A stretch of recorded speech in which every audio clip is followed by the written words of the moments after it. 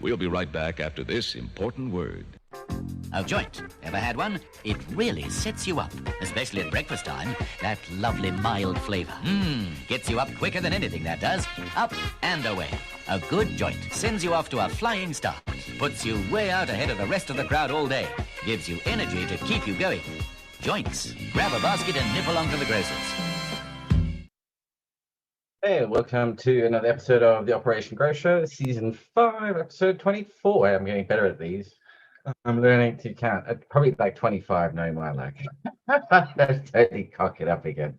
But on that note, I hope everybody's doing well. We've got quite a group here today. I think somebody just drop off? I can't recall. Or was it somebody second logged in? Who knows? They'll be back in a minute. Oh, yes, it was GMF. Here he is. He's back. But yeah, we've got a full house today. So I hope everyone's doing well. Just a quick round of intros. Cascadian, so how you doing? Pretty good. Thanks for having me on again, man. Happy to be here. It's nice to see all you guys. It's been a couple weeks. I've been kind of busy. Yeah, no, all good, man, all good. It looks like everybody's kind of strange to like daylight hours as well. It is nice. And hey, Shruti, buddy, long time no see. I have recognized the name. Thought I'd seen it somewhere before. Yeah, been good over here. The mic's very muted, buddy. It's been a long The day. mic's really muted. Oh, hold on a second. Now we can see how he's doing it. It's all trickery. Oh yeah, there you go. Yeah, it's been pretty chaotically busy. New job, garden. It's just been go. Yeah. We'll have a quick like catch up on how everybody's garden's doing in terms of the season and the crosses and that. But Lefty, so how you doing there, buddy? Looks like you're busy trying to sort something out. I'm good, dude. I'm always sorting something out, you know me. No, good week. Greenhouse is looking good. So yeah, just getting ready to roll into July here in Virginia. Had some interesting news here this week. We just went fully recreational legal. So yeah, a lot of cool things happening around the state, and yeah, ready to get things rolling around here. That sounds nice. Oh, I have to hang out on the east coast a bit more when I next pop over. My brother keeps threatening that I should go over again. So yeah, it should be good luck. And Raptor, how you doing, buddy? How are things going on the west coast? Going pretty well. The warmth is starting to settle in over here. Not really getting much past 86, 88. So just waiting to see that heat shift from, the north. That's been hitting pretty hard. And just waiting for it to come in down here. Other than that, doing pretty well. Just getting everything set up for the new grow. Got all my pots that I needed. Just gonna stick with the 3 gallons like I was mentioning before, just to give them enough soil to get there. And they're sub-irrigated planters, so they're getting much more aeration and water than they normally would. So that, and I'm just gonna be trying out different things like using more barley malt to really break down everything a little faster, make things a little more available, because I don't have the biology that I would have had in my 65 gal. So gonna just let that go in my veg tent. Have my light all set up, my quantum boards all good. Now I just need to mix up the soil that I have. I recently just got everything I needed, so need to mix that up. I would prefer to leave it for at least 3 weeks. But yeah, just gonna put some cover crop over it, see how it is. If like it's too hot for even cover crop, wait another week, and that's just how it's just gonna be. Other than that, ordered some seeds. Actually was able to get some holy basil, so I'm gonna be growing that from seed. Got all these seeds from Strictly Medicinal Seeds, so they're a little more expensive, but I was actually able to find what I need, and it's non-GMO, organic, everything that I want it to be. So willing to pay the extra $2 for the little pack. Also getting a pack of alfalfa so that I can start growing that amendment on its own and trying to do things like that.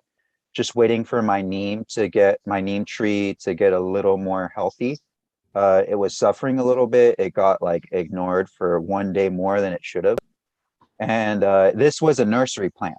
So it's used to getting, a little more attention, an actual neem tree out, where it should be, is a lot more resilient. So I'm going to try to train it with just watering it less and less, to get it to more drought tolerant conditions like I do have in my area. But yeah, I can handle it. Hardening It it has off. the genetic. Yeah. Yeah. Hardening it off, essentially. Exactly. I was going to put it out, but then I saw that even in the shade, when I put it outside, it was like starting to get a little bit of yellow leaves. So I was like, okay, I'll just back off, let it do its thing for another week or two, watch it, observe it. Now it's starting to grow more sprouts, branching out some more. So yeah, that's another thing that I'm going to use for amendments as well, trying to close the loop out.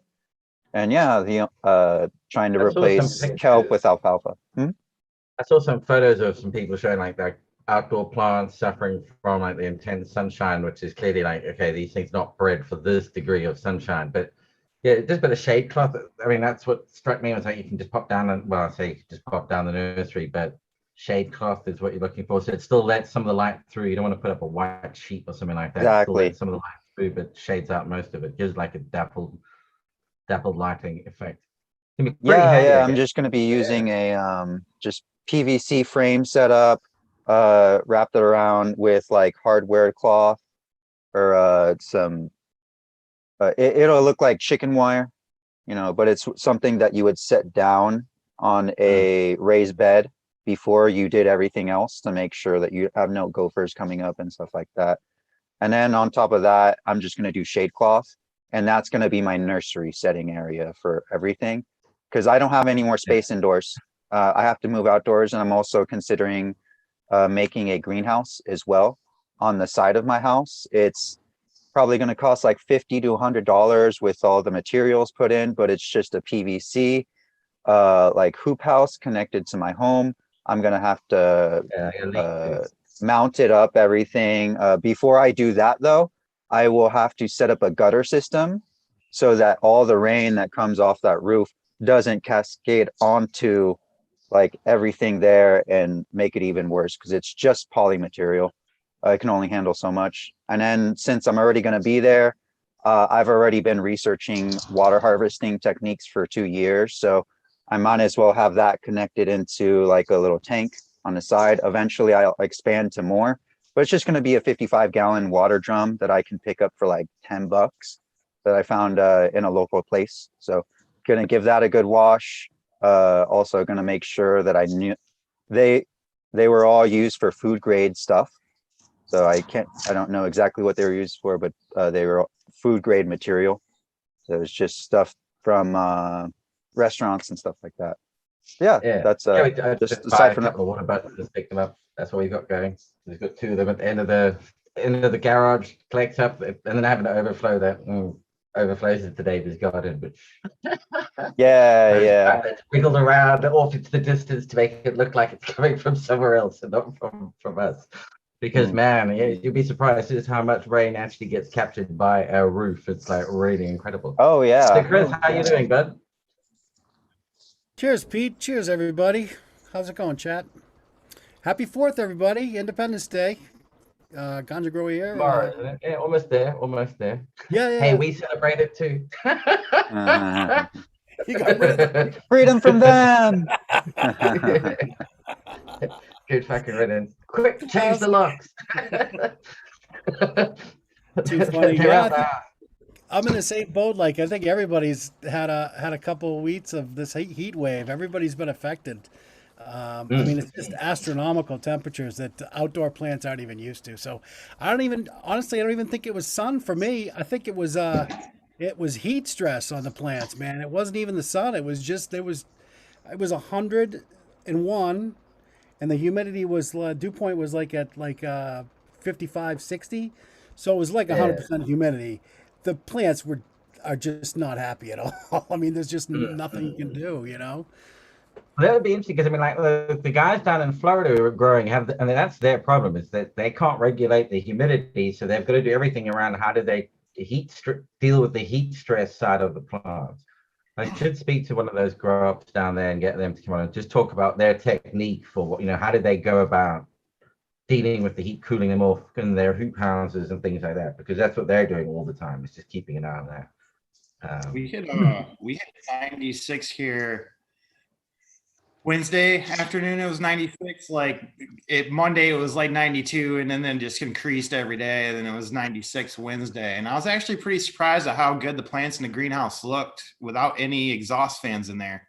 I just have the roll-ups going in those V-flow fans, which they circulate air, but it's not enough to cool anything. And it was kind of surprising how good those plants actually looked in there at 96 degrees.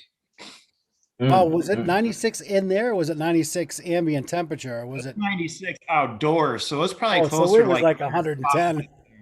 Yeah, it was hot as shit in that greenhouse. Wow. Yeah. But yeah, went in there, leaves are standing up. I mean, it was humid.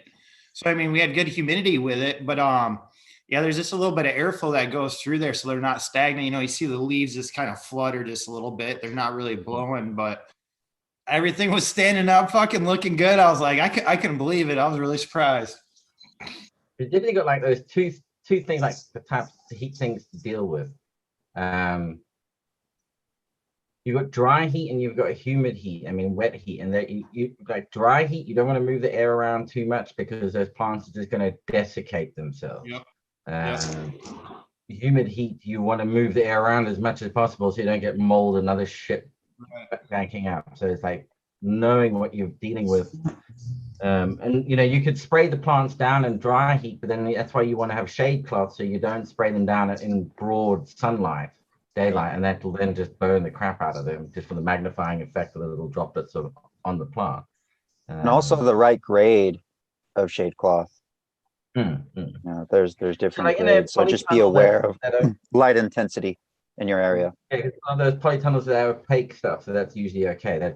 You don't have that intense magnification of the light. But yeah, GMF, how you doing, buddy? Oh man, can't complain. Just like everybody else, it's the Midwest in summertime, so we're getting temps getting into the 90s. So I've just been battling an air conditioner that basically at this time of year in our area, in the Midwest, we just have bugs because we're in forests and wetlands. There's bugs everywhere. So right around this time of year, earwigs like to crawl into the air conditioner. And so I had one crawl in there and actually short out my air conditioner. So I had to go and replace the electronic components where the little bugger crawled in there and made a connection. So I've just been fighting the air conditioner for the last few days. And, with it getting into the 90s, my method is always just to trick the plants and switch everything to an off schedule. So I'll either give them extended darkness when I can't because the house is going to start to heat up or whatnot. So I'll just leave them in an extended darkness, or I'll give them a longer dark period and then push their actual light time farther and farther into the middle of the night. So, I always just try to do little practical things like that. Because here too, also we get a lot of power outages with storms, tornadoes, things like that. So in the summer, it's not unusual to suddenly have, 5 days where you don't have power. And so what do you do about your plants then? The house starts to heat up, et cetera, et cetera. Well, for me, it's always just to give them an extended dark period. And it doesn't really seem to bother them as long as they're already in flowering to just give them, say 2 nights in a row or a few nights in a row without a daylight cycle. So yeah, just like everybody else, dealing with the heat, dealing with, crappy infrastructure. So, rebuilding stuff as need be. Good man. And Bob, our man on the job. How you doing, sir? If he's still there. There you go. Maybe he'll be back with us in a bit. But yeah. Push difficulties.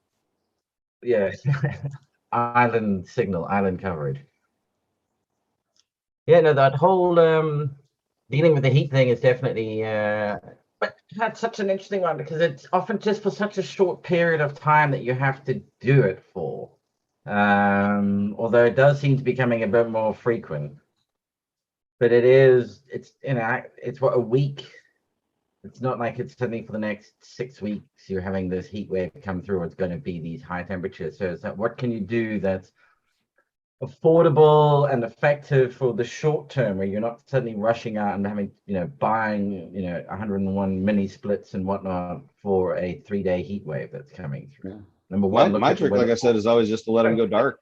Just don't turn on the light. That's most of your heat right there. Just don't turn on the lights. If you can get away with it. That's pretty much what I had to do too when it hit 115 here. Was I think it was 3 light cycles with no light. And did you notice any issues? No, Me either. I mean they were a little thirsty when I opened the tank because I wasn't going to water either, but Mm-hmm. they were fine. I will see in the next 10 days if they don't freak out a little bit from some pre-flowering sort of thing, but other than that, they look great health-wise. And what do you say? It's been 115 for you right now? It was, I think it's 4 or 5 days ago now. That's why I'm drained today. I'm too tired. I'm still wiped out from the heat wave. Yeah. It's been Good luck, bud. close to a week, but it was the earliest heat wave on record here. It'd never been that hot that early. So there's still July and August to get through. So there'll probably be another one. Yeah. Shout out to Light in Canada, man. That's such a tragic story. So much heat trapped in one area. A couple of lightning strikes later, and the entire town's been burned out. Just, this heat's no joke. Yeah. Feet in an ice bucket. Certain like things to keep an eye on, like now would be like keeping an eye on the temperature of your water reservoir. If you store your nutrients in, if you pre-mix it up in a reservoir and it feeds it out over that period of time, keep an eye on the temperature of that thing, because if it gets above like 20 degrees Celsius, 22 degrees Celsius, you want to be aerating it. You'd really want to be aerating it at that point. So that would be one trick. The other thing is like, does CO2 help for alleviating heat stress or not? Just as a general question. I don't know. I would think that would I don't depend on use your it, but I would think it VPD. would. Like if you have your VPD in check, like let's say your temperatures are high and you're keeping up with whatever humidity level you need to have, well, guess what? It's not stressed. You're putting it in a better situation, but just be careful. I don't really mess with CO2. I don't find a need to on my own. I get good enough yields on my own with just ambient air. But if you are pushing things, just be aware, it's going to run overdrive. And you really can't be like a preventative against heat either. I mean, all you can do is give the plant what it needs normally just to be healthy. I mean, you can't bump it up with, you really can't bump it up preventatively to try and do anything. I mean, just give it, like potassium's a big plant defense nutrient. Getting a lot of silica in there to get your cell wall strong. Just, you want your plant as strong as you can be all the time, but especially, going into those hot times of the year.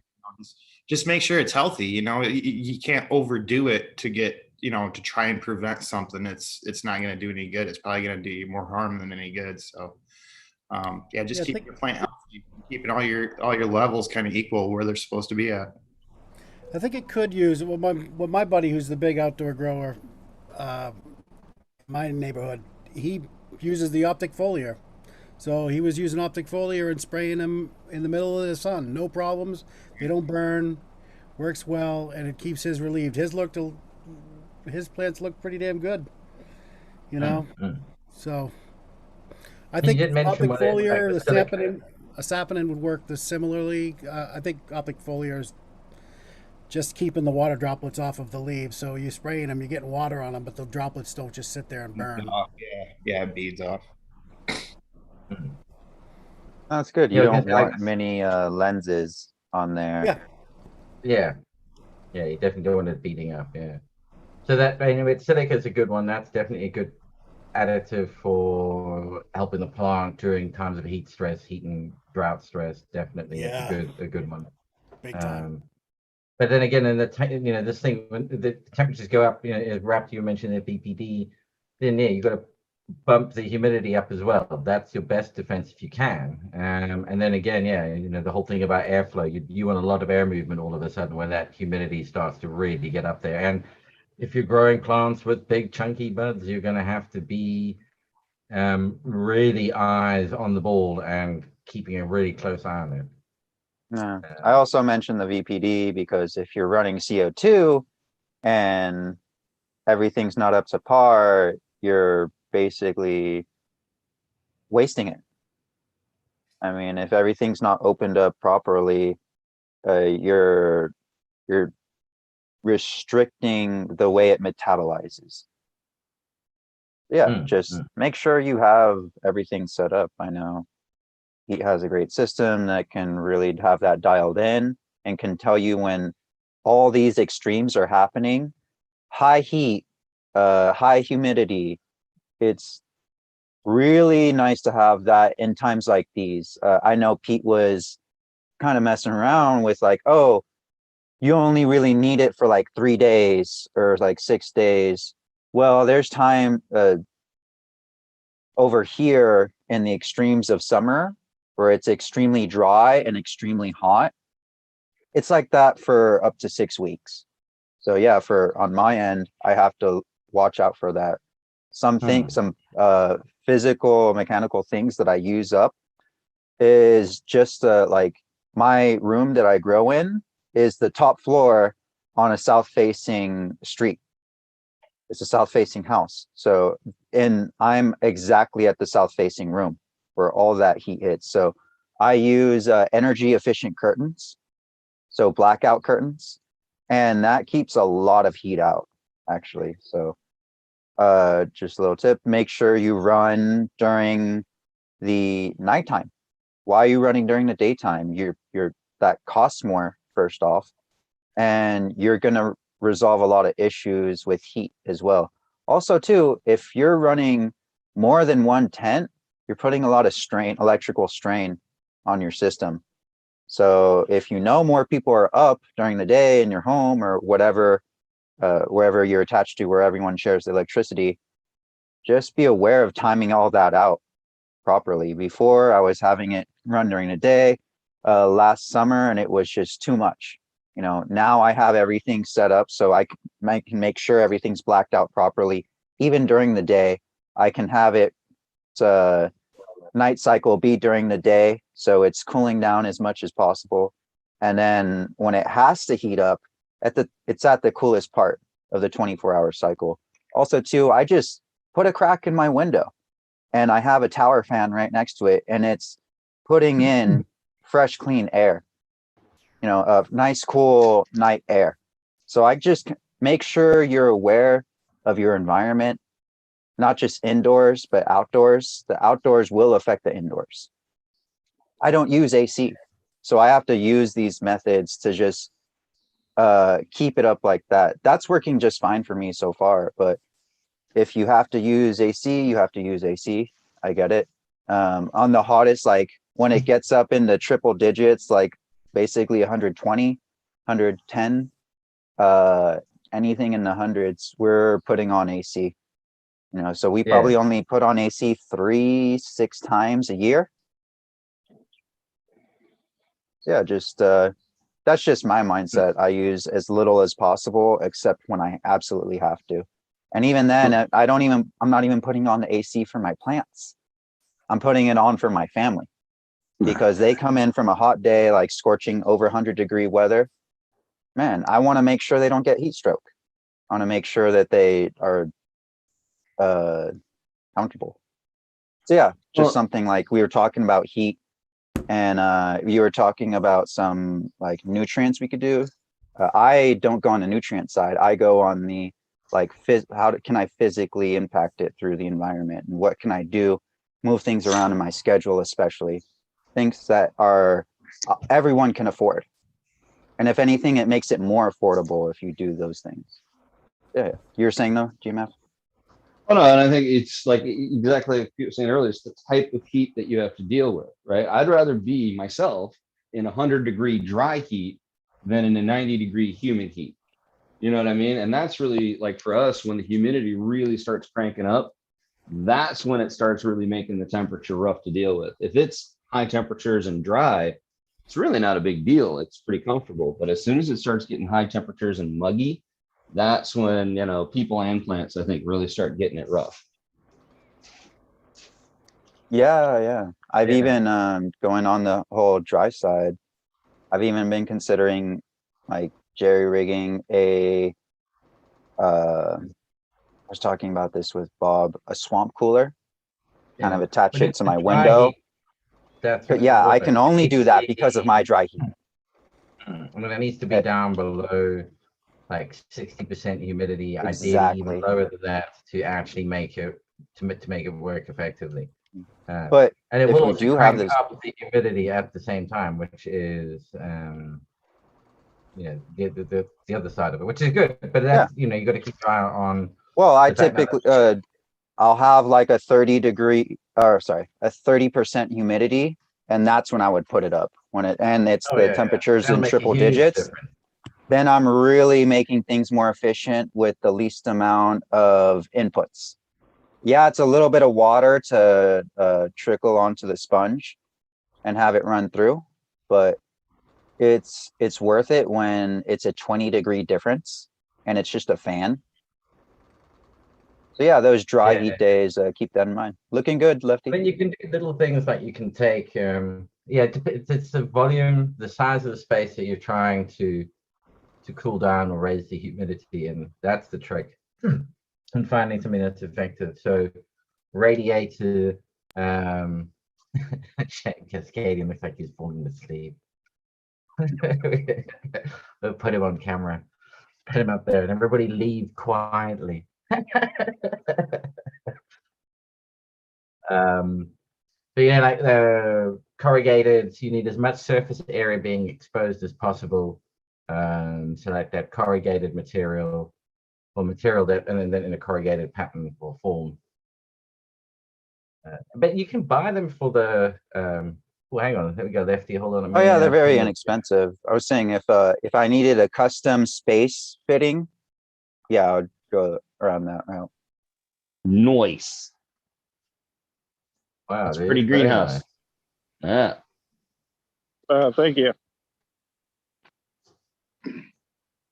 Got a bunch of rain yesterday. I got to get it out of the roll up here. So these are all hemp, yeah? Yeah, these are all hemp plants. I got a bunch of auto flowers started back over there. Those are all Alpine Glow. Those are all autoflower hemp plants.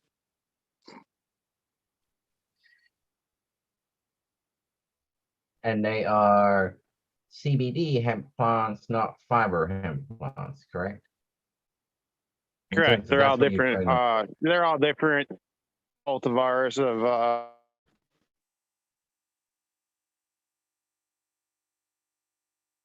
Very nice. And what's the grow medium that you're growing there? In your own mix of soil? Oh, looks like we've lost him.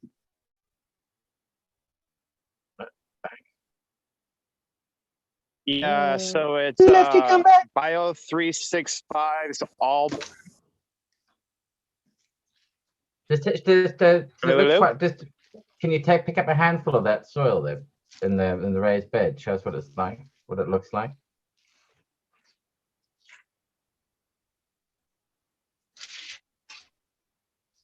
That killer, we get to see your hand on top of it. No. Looks like he's about to grope the soil. Yeah, no, it looks a bit indecent. We'll wait for him to come back. Oh, that's very nice. That's Can you hear nice me? Yeah, we can hear you again. Yep. So it's Bio 365's all blend. And then I mixed in a little bit of sand and some compost with it. Okay. And then I'm just gonna build up on this over time. You know, I got some drip tape I got to put down. Then I'm gonna mulch it all. I'm gonna mulch it with straw for now, and then get some cover crop going on. And it was kind of a rush to get things in. I got started so late. Yeah, yeah. Glad to hear that though, man. ABC, But, yeah. always be mulching. Yep. But yeah, I'm just waiting on my exhaust fans. Those are taking like almost 2 months to get now. Everything's so backed up, but otherwise everything's pretty much wrapped up.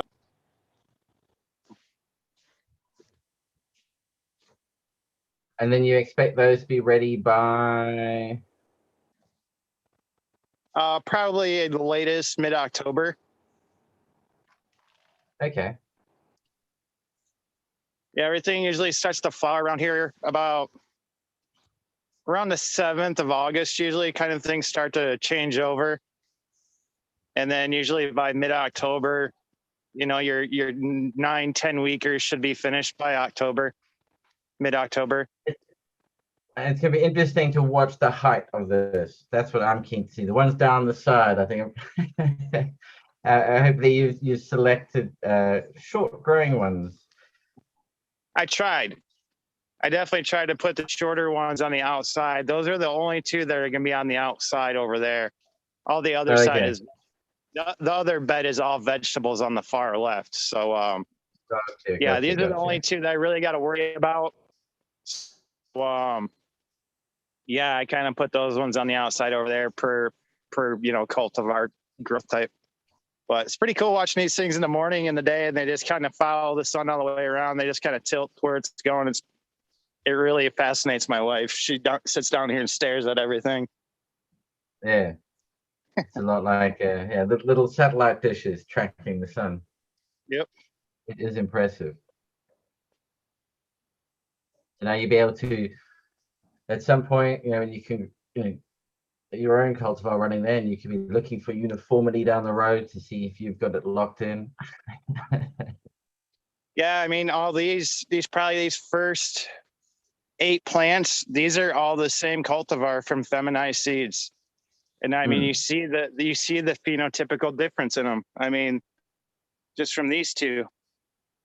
I mean, there's 8 inches of difference. Started in the same grow medium cups, light, everything. I mean, shit, that one's 2 foot tall compared to this one. Yep, yeah. So that's that. Yeah, you say all from the same pack of seeds, and there's the variety. Same. Yep. But yeah, really interesting. Narrow leaf, wider leaves. Really cool to see it.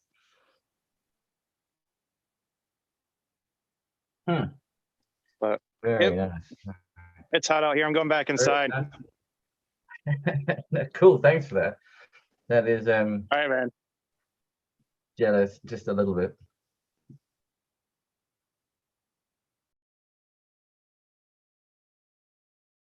Yeah. So yeah, look, the thing with CO2 that comes up. I mean, it always rears its head. People talking about it.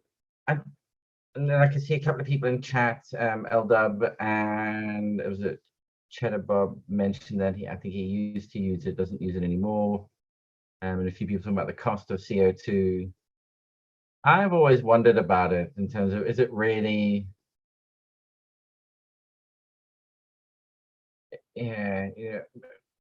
maybe if you're growing commercially, does it warrant the cost and the hassle of it?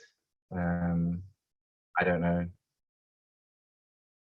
And do people lose things? Because again, this is a bit everyone goes, oh, I've gotten so much heat, light, so the temperature's up, so I'm cranking so much extra CO2 in, but I'm cranking the extra CO2 because of the extra light that I'm giving the plant. They're not necessarily bumping the humidity up, and I just think those higher temperatures, you're cooking off so much stuff that you then don't get to keep. You're actually better off just having the environment dialed in properly at the correct VPD, keeping the plants less stressed out and at a slightly cooler temperature, and you'll get a more complete profile. I don't know. I mean, it's just a topic of discussion. If you don't have everything dialed in, like you're saying, Pete, what the fuck is the point of adding CO2 and putting extra money into the system? Just like we were kind of getting at before, get that down, and then you could advance forward. If you don't have the ability to do that because you have so much airspace to cover, well, let's say you have 1,000 of those greenhouses Lefty just showed. That's not, I mean, you can do it if you can do a lot of things if you throw enough money at it. But once we're getting to that scale, we start talking, more logistics of how can we make this more efficient more than anything. Yeah. I feel with Can't the do it outdoors. CO2 and how we use it nowadays is people felt at least that they had to because of the limited space that they were in, but they still wanted to push out more yield and make things more efficient. But they were like hitting a wall with so much space. So I think that's And I why think- you see it more prevalent. But that's just LDub me makes a thinking. Yeah, and LDub makes a good point. And unless you're running in a sealed environment, CO2 is a Yeah. little bit of you're just pouring your money down the drain. I mean, in the sealed environment, it makes sense, but in a true sealed environment, because you do have to supplement the CO2, but I don't think you necessarily need to run it particularly high. You just need to keep it at, normal atmospheric levels. That, it's just keeping it topped up. And people think if you're growing for money, yes, it's a good thing. But then I guess if you're growing for money, you're growing for weight, which is, is that predominantly what CO2 is doing? Is just bulking it up rather than doing anything else with it. Yeah, I think the CO2 though, if you're using it, you're basically so basically the higher the temperature, the photosynthetic response of the plant lowers unless you're using CO2. If your CO2 is up around 1400, 1200, 1400, the plant can push right through those hot days, no problem. But again, like you're saying, sealed room. How many of us are running sealed rooms? How much can you waste? Especially if you're in Canada and you're spending. I'm looking at L Dub's prices he's paying for that shit. Like, I wouldn't run CO2 if I was paying that kind of price. That's just crazy talk, man. I can get a big ass bottle. The 60-pounder is like literally. I mean, through my welding shop, it's cost me like $23 for a monster bottle. I don't run CO2, but if I did, it's a lot cheaper. Yeah. I mean, and again, I think, like, think about 1,000 watt LED needs CO2. There's a difference between the light and does it need? You've got so much. Again, would it be more airflow is really what you want? Is if you're pulling in lots of fresh air and you're keeping the CO2 up at like normal atmospheric levels, the sun is brighter than any LED light that you can, or any HPS light that you can throw at it, and it grows like the clappers out there. But it's sitting at a max of like 400. If it's truly outside, it's maxing out at 4 to maybe 500 ppm. I mean, that's kind of the But with an ambient infinite exchange cycle, basically. So if you just keep pulling the air through so that you've constantly got more CO2 coming in, that would just be the,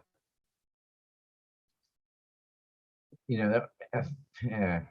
Well, it's the difference between drinking a big gulp and drinking multiple glasses. You're going to either drink, your plant's either going to use the same amount, drinking little bits at a time by constantly air exchanging, or you're going to just flood the room with all the thing that it needs, and it's going to slowly deplete it.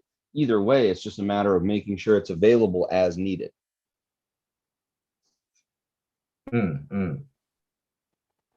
Yeah.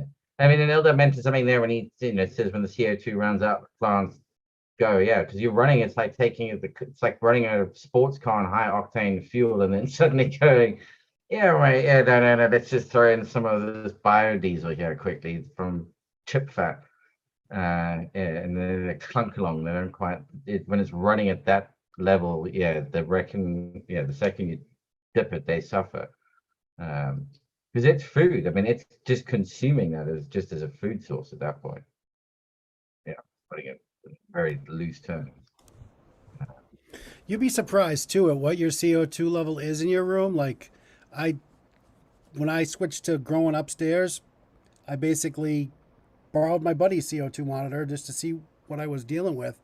And I was pleasantly surprised that, I mean, I averaged, well above 800 and, depending upon time of year, obviously, but well above 800 all the time. But in the winter, I was like 1400, no problem. So, like, I would never And even if you've need got a CO2. basement, In if the you're growing a basement, even basement, better. Yeah. yeah, even better. I mean, it is a heavier It's, gas, and it'll be yep. cooler, and it'll settle down there. Right. Well, let's look at why we see increased CO2 levels in those areas, Chris, at that time. First off, there's people in your home. It's ambient CO2 levels plus the people in there. And you said 800 during the summer.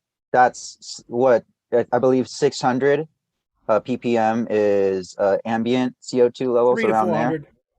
Oh, it's 3 to 4. Okay. Yeah, 3 to 400. 400. Okay. So yeah, you're doubling your CO2 levels in summer alone. And then you mentioned like 1200, 1600-ish levels, like rising and fluctuating in the winter.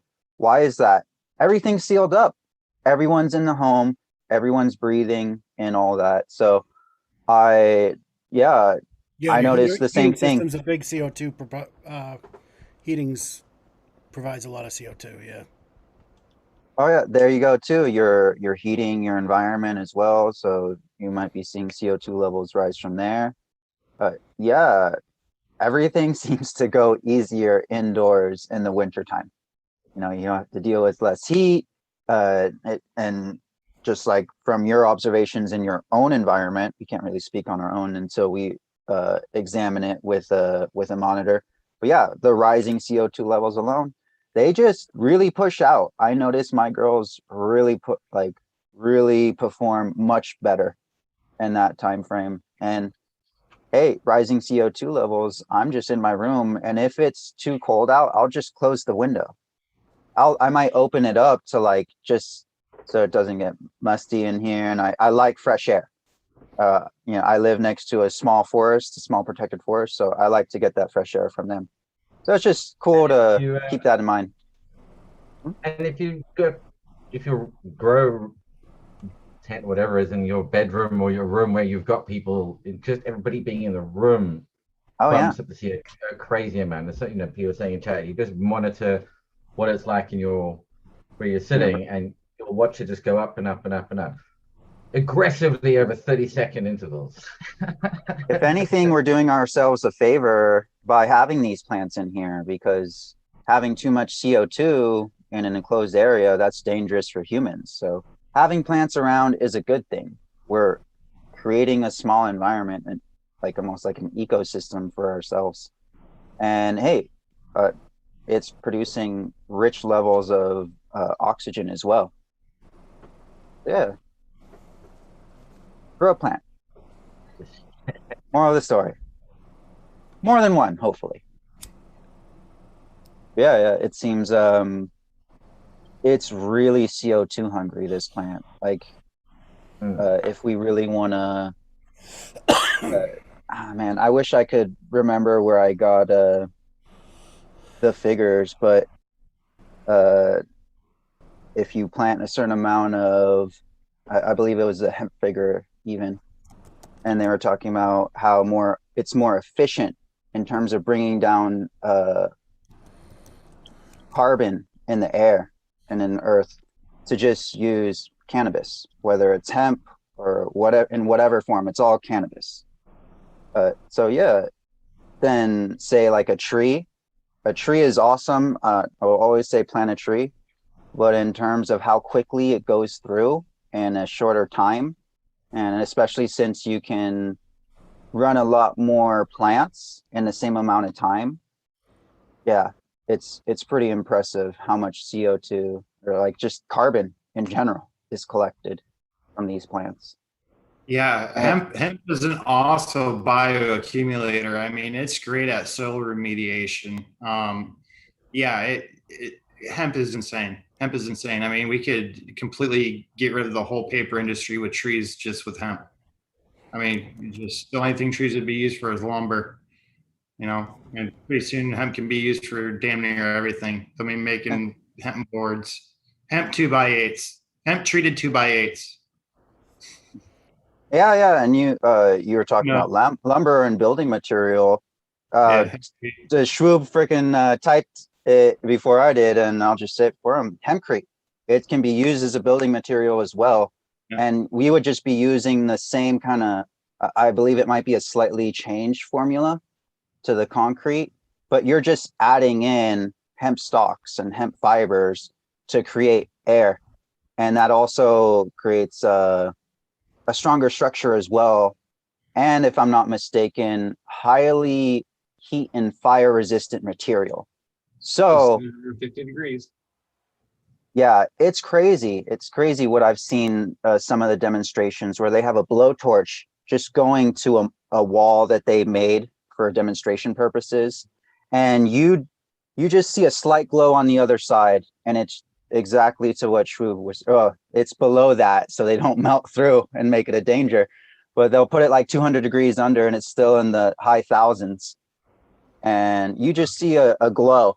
There's no burning, you know. So that's another thing we should be considering in these fire-prone areas. Even with the area, like just making a wall, you know, alone for a fire break and in between, man, we should be using this much more often. It could prevent a lot of issues. Like I believe one of the really big fires that happened last year, it went over a freeway.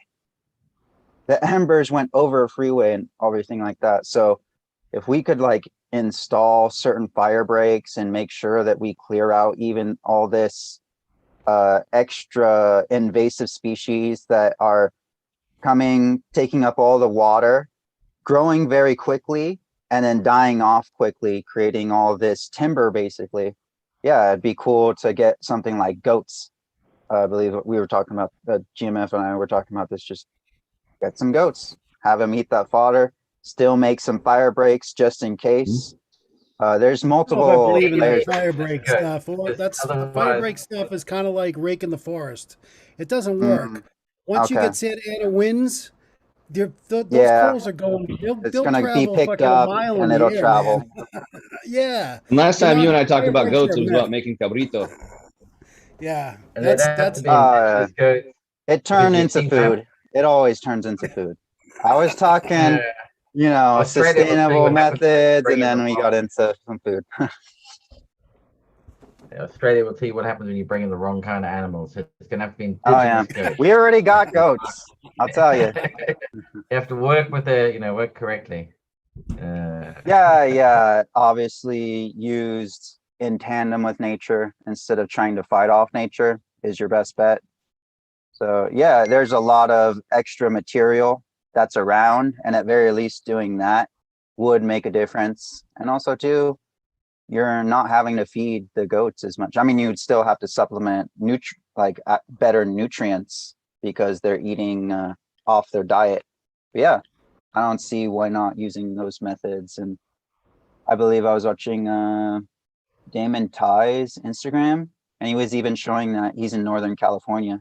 He was just showing a bunch of goats grazing in this very super dry patch area, very hilly.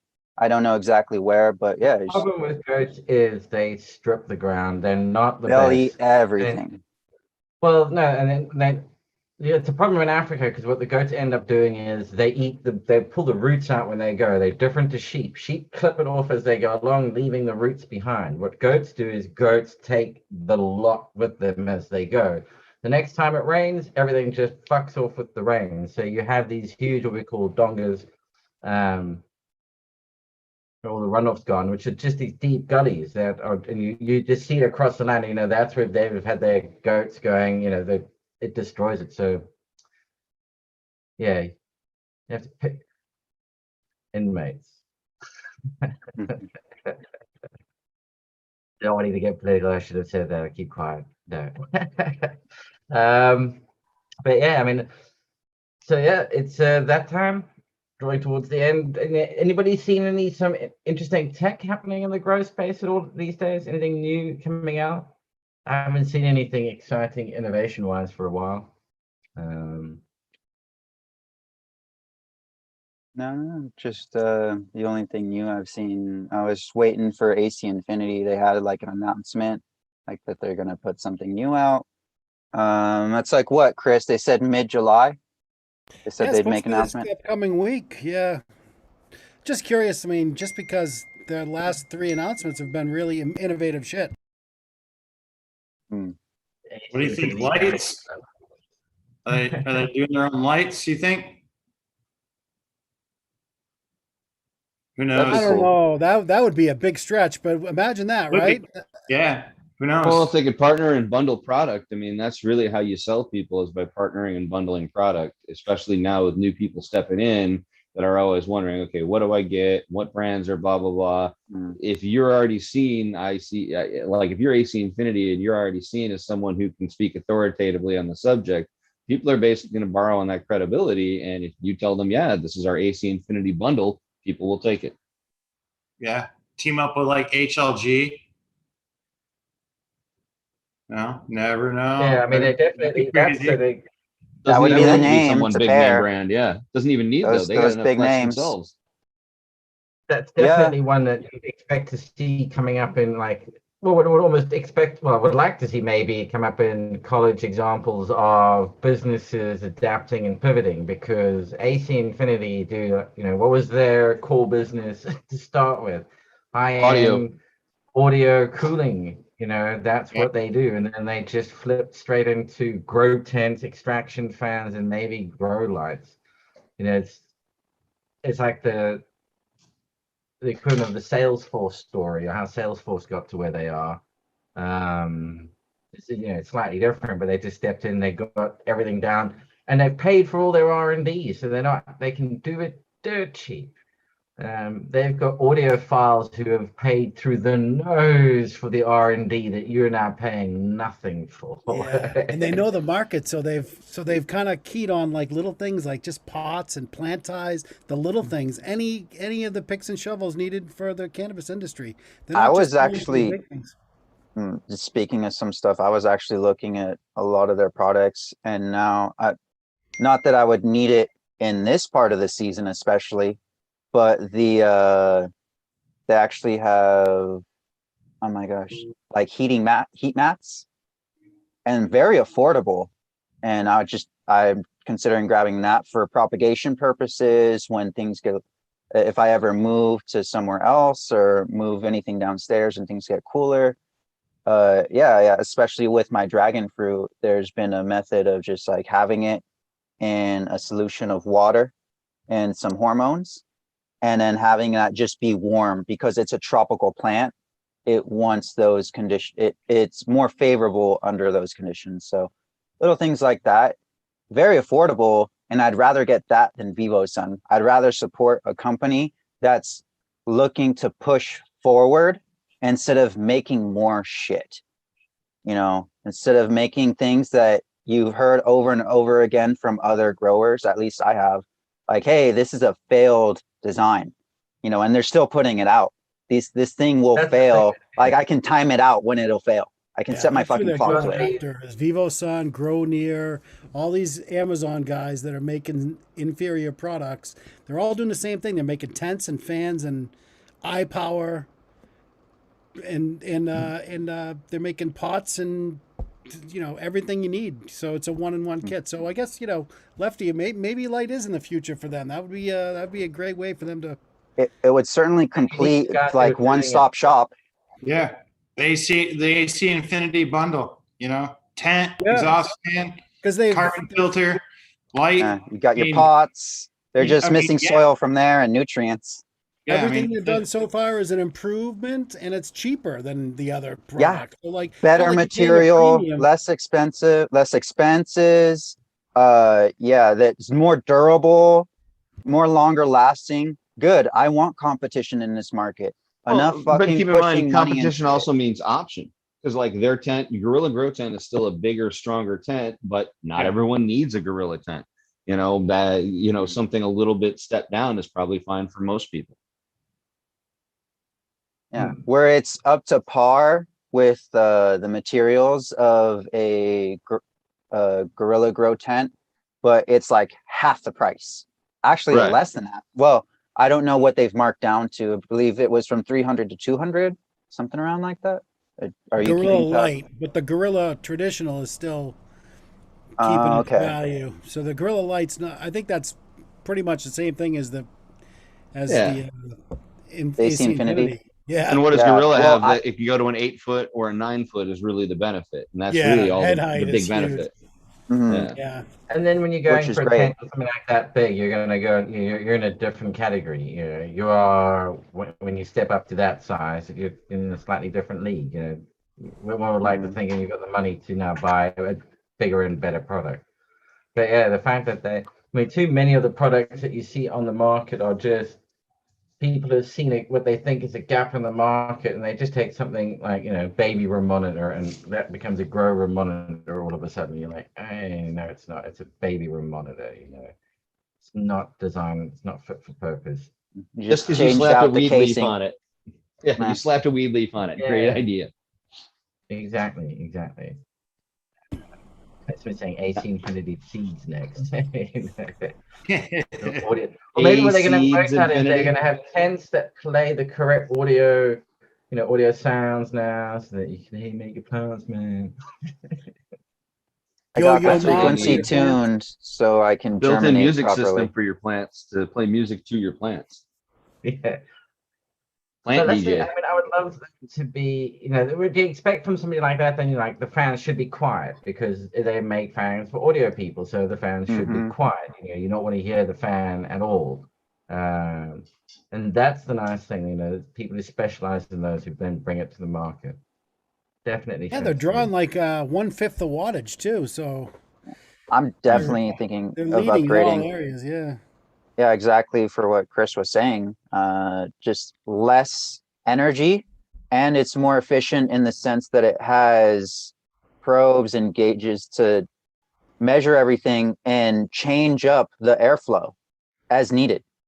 It will turn on when it needs to turn on, and it'll turn off when it needs to turn off. It'll go up when it senses the need to. So that's way better than my can fan set up to a smart switch setup where I always have it on low. It's always on the lowest setting and it's always on. I could turn it on and off at a press of a button, but you know what? I don't mind trading that out or a AC Infinity that does all that on its own based off of the parameters of the environment. Like that's way more efficient, and it's using less electricity while doing it. And it has a monitoring system that I can keep up with. And I can have that. Like $40. Flowering tent's always on. Yeah. I'm No need to turn it off. You just keep it on. Well, and again, that's the whole thing about that's the cool thing about the new fans that are coming out. So the EC fans, where you can spin them down to run at 1% all the way up to 99%. Unlike a speed controller, an AC fan requires the torque, so you can't wind it all the way down. But EC fans have got all the torque from the word go.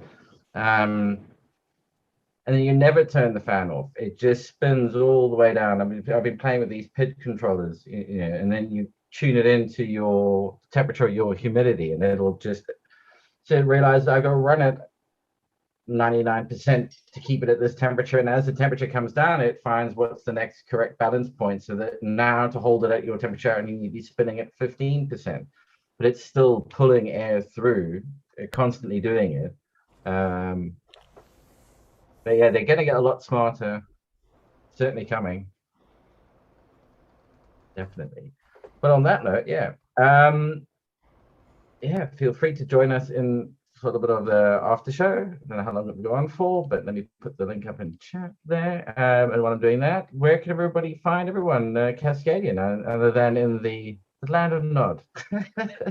Yeah, you can find me in bed, and you can find me on Instagram, Cascading Grown. That's the easiest. Excellent. Thank you very much for joining us, sir. I tried. And Raptor, where can everybody find you, sir?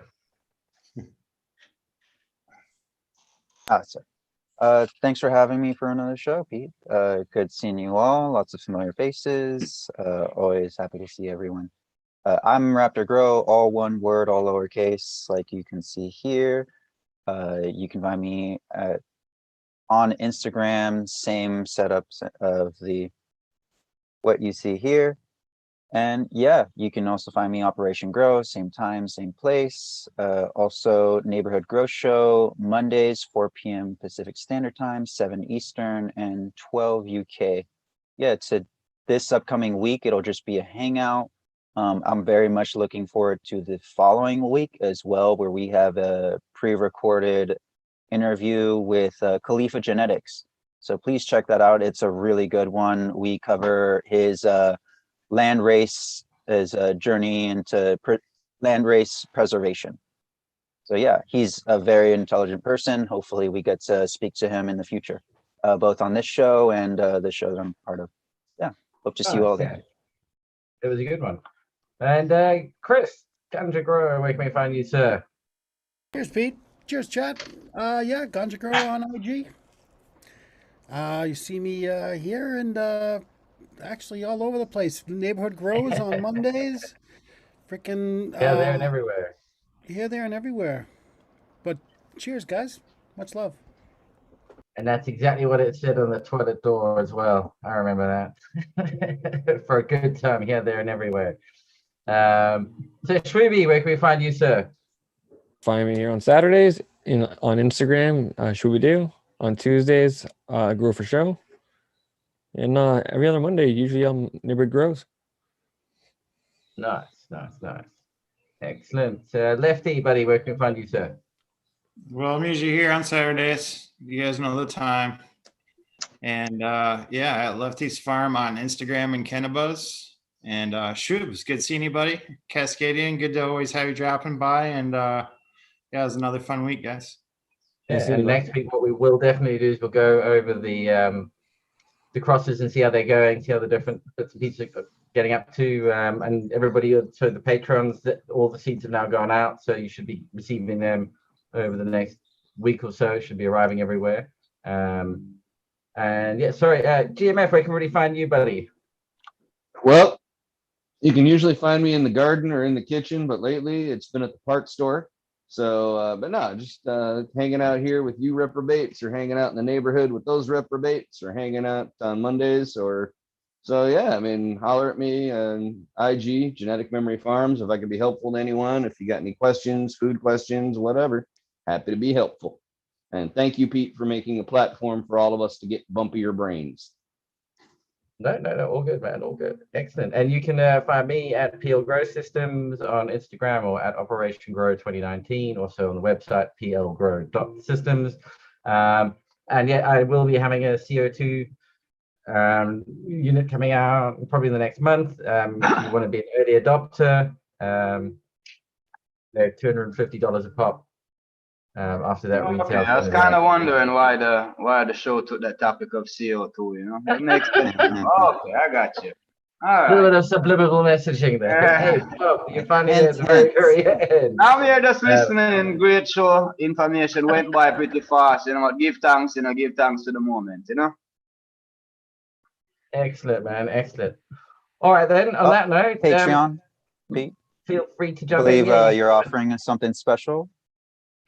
Yeah, on Patreon, everybody who is on Patreon, they get one of the F1 generations from the people who are doing the crosses at the moment. So if you are watching and if you are a patron, I'm sure the link, I'll post it up somewhere. Well, it's on the Operation Grows site. If you jump on there, they'll work well. All right, anyway.